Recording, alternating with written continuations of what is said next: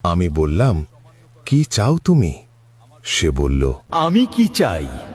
তোমার রাজ্যের এত উন্নতি, হঠাৎ সম্পদের আবির্ভাব, সব দিয়েছেন আমার প্রভু নীল পাথর।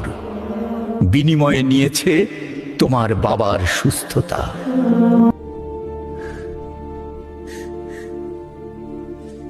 আমি বললাম, আমাদের কোনো সম্পদ লাগবে না, আমার বাবাকে শুধু সুস্থ করে দাও, আমরা আর কিচ্ছু চাই না, দয়া করো।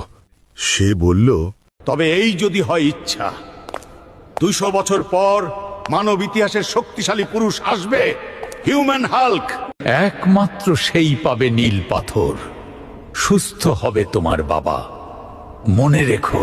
এই বলে বৃদ্ধ লোকটি নীল আলোয় গায়েব হয়ে যায়, আর আমরা অপেক্ষা করতে থাকি 200 বছর পর্যন্ত, শুধুমাত্র তোর জন্য। তো তাতে আমার কি? আমার বাপের কি দোষ? আমার বাপের বুকে লাথি মারছস কেন? আমার ঘর ভাঙছস কেন? আরে বোকা, এটা তো খুবই সামান্য বিষয়, এটা নিয়ে এত প্রশ্নের কি আছে? তোর বাপ বেঁচেই তো আছে। তুই কি বললি? এটা সামান্য বিষয়। তোর এত বড় স্পর্ধা, আমি এখনই তোর শেষ কইরা ছাড়মু। এত সোজা না। দেখ, আমার পিছে আমার লাখ লাখ সৈন্য।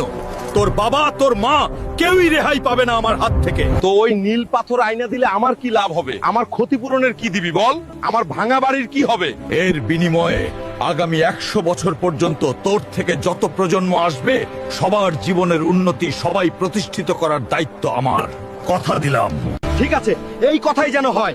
গাইস, তোমরা সবাই আমাকে লাইক আর ফলো করে দাও, যেন পরের পর্বে আমি নীল পাথর নিয়ে আসতে পারি। Please guys, please.